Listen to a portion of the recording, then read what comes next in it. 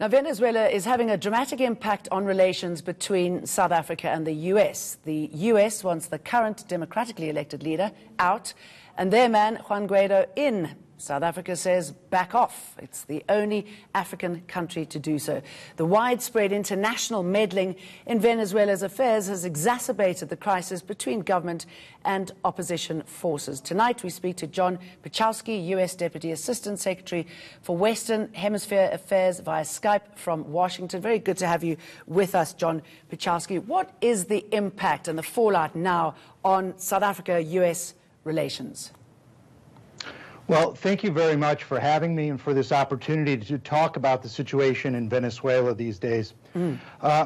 I would first like to, I think, just some of the characterizations that you've made say that the United States, along with more than 50 other countries, supports Juan Guaido as the interim president of Venezuela. He was, before becoming the interim president, the president of the National Assembly, which was the only democratic institution remaining in the country. So to talk about Nicolas Maduro, I think it's right to view him as the former president and as an illegitimate head in that country due to his years-long effort to dismantle democracy in Venezuela, to repress his people, and to run the economy into the ground using state assets and natural resources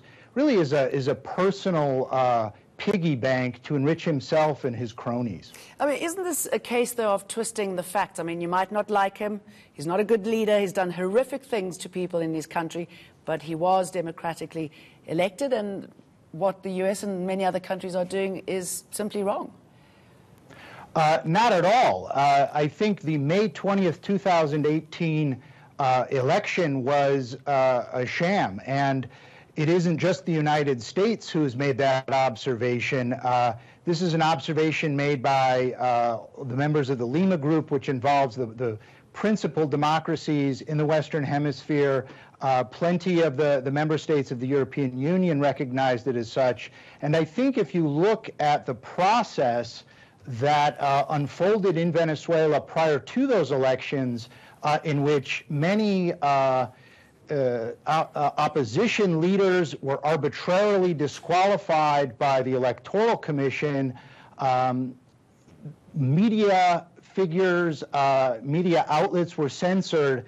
I think all of the ingredients that democracies like South Africa would look to as being the criteria and prerequisites one needs to have a free and fair election were not present. I mean, democracy is a funny thing, isn't it? Remember when Hamas won power and everyone was just like, oh no, we'll just look the other way. I mean, it seems that we're seeing the same sort of thing here. But anyway, I want to move the conversation on to the fact that South Africa is against the US position and many of the other countries that you've got on your side. How has that impacted relations between the US and South Africa? Well, I think it's a disappointing position that South Africa has taken. We'll, of course, continue to engage with the South African government diplomatically, and we'll continue to engage also as well with the people of South Africa. We think that the situation in Venezuela needs to have not only a peaceful outcome, but ideally a what we're trying to achieve is a democratic one. Okay, that, sorry, if we can just stick to the South African thing. I mean, what sort of stumbling block will South Africa, along with Russia and China, who also doesn't support this action, prove to be in getting your own way there? Well, I don't want to speculate. I would say that our special representative for Venezuela, Elliot Abrams, was just in Rome, where he had meetings with the Russians. So I don't believe that that there's any kind of specific problem or obstacle.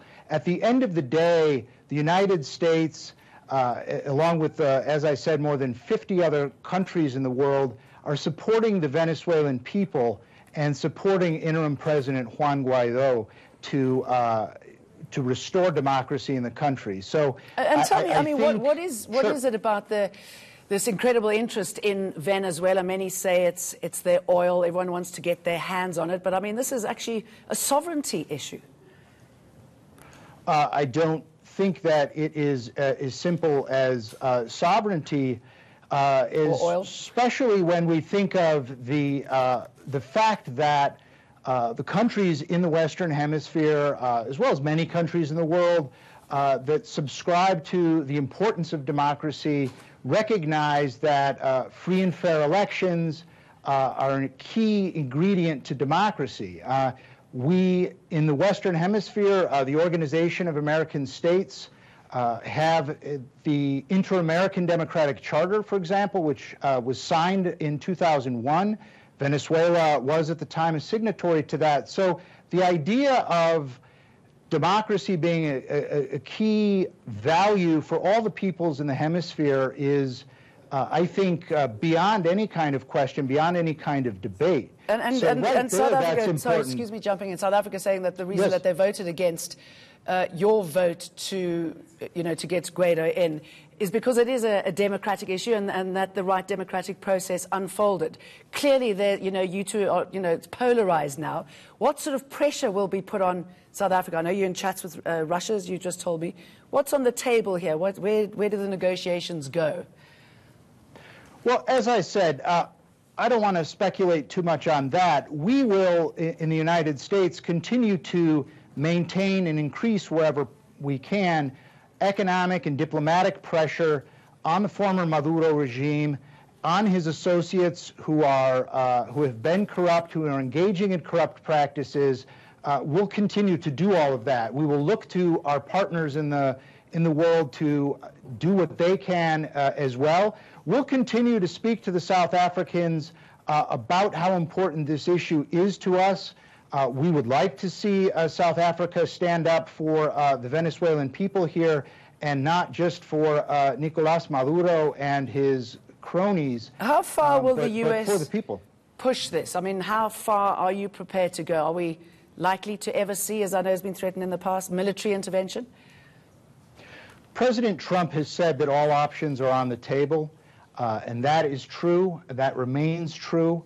At the same time, as I've said, the United States has been working with a broad group of countries, of like-minded democracies, both in the Western Hemisphere as well as in Europe and elsewhere, and we will continue to use these economic and diplomatic tools to try to achieve a restoration of democracy in Venezuela. Okay, so how imminent then is a military invasion, if I can put it that way?